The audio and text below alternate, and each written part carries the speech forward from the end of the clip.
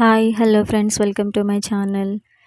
ఈరోజు శనివారం రోజు మా ఇంట్లో పూజ మేము ఎలా చేసుకున్నామో చూద్దాం రండి.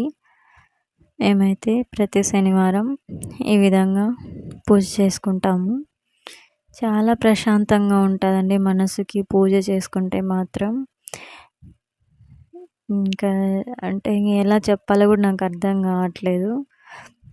మనసుకైతే చాలా ప్రశాంతంగా ఉంటుంది. మేమైతే ఈ విధంగా దేవుణ్ణి ప్రశాంతంగా పూజించుకున్నాము.